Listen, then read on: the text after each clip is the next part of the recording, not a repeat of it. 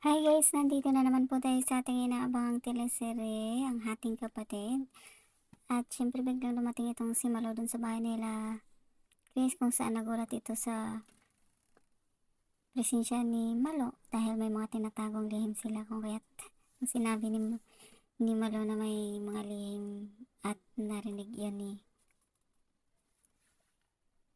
Bia, kung kaya't nagulat ito, pero nagpalusot na lang itong si Malo para hindi malata. At ayun na nga, pinaalis na ni Chris itong si Malo kahit sinabi nito na pwede daw siyang i-hire ulit ng pamilya nila Chris dahil naghanap ito ng trabaho, pero ayaw ni Chris na doon siya magtrabaho kasi baka mabuking silang dalawa dahil sila lang ang nakakaalam tungkol sa kay Belle na anak ni Rosel, itong si Belle, at si Chris ang ama. At syempre itong si Jacinta naman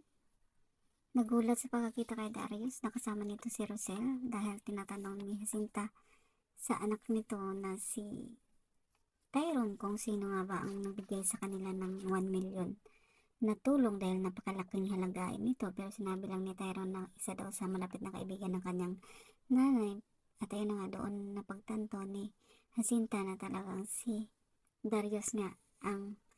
nagbigay ng pera sa kanila, pero sinasabihan ni Jacinta itong si Lucille na baka may kapalit ito at siguradong iba yung pakay ni Darius, kaya mag-ingat itong si Jacinta kung kaya't mag-ingat itong si Rosel kung kaya't hindi pa rin nagbabago ang desisyon ni Rosel dahil sinabi na mismo nila kay Jacinta na malapit na silang magpakasal, kung kaya't ang daming mga masasakit na salita na sinabi si Jacinta doon kay Darius dahil alam niya yung ligaw ng bituka nito mula pa noong bata pa siya hanggang ngayon, kung kaya't ayan, binalaan niya itong si Jacinta. At itong si Malo naman nakiusap sa kay Bia na kung pwedeng papasukin siya doon sa kanila kahit daw anong trabaho, kung kaya't bago yun nag-usap itong si Malo at saka si Belle, at muntik nang nabuking itong si Malo dahil nasabi niya na magkamukha talaga sila ng nanay nito. At ayan, syempre aware din itong si Belle na talagang hindi niya totoong ina itong si Bia. At nung umalis na itong si Belle, kinausap ni Malo itong si Bia, at iyon, pumayag itong si Bia na gawin siyang mayordoma at isa sa personal assistant nitong ni Bia, kung kaya ayun, nung kinausap na ni Chris itong kanyang asawa, nagulat ito sa desisyon ni Bia dahil ayaw ni Chris na kunin ulit itong si Malodon na magtatrabaho sa pamilya nila. Pero ayun na nga, nakapag-desisyon na itong si Bia at wala nang magagawa itong si Chris. Tingin ko style ni Darius na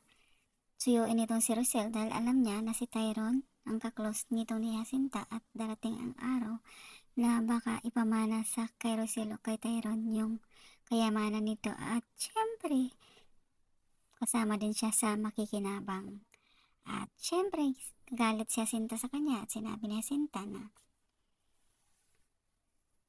talagang iba yung pakay ni Darius kung bakit inaakit niya itong si Rosel o talagang sinusuyo niya ito para magiging magkasintahan sila o pakasalan niya ito dahil sa kung anong mga dahilan.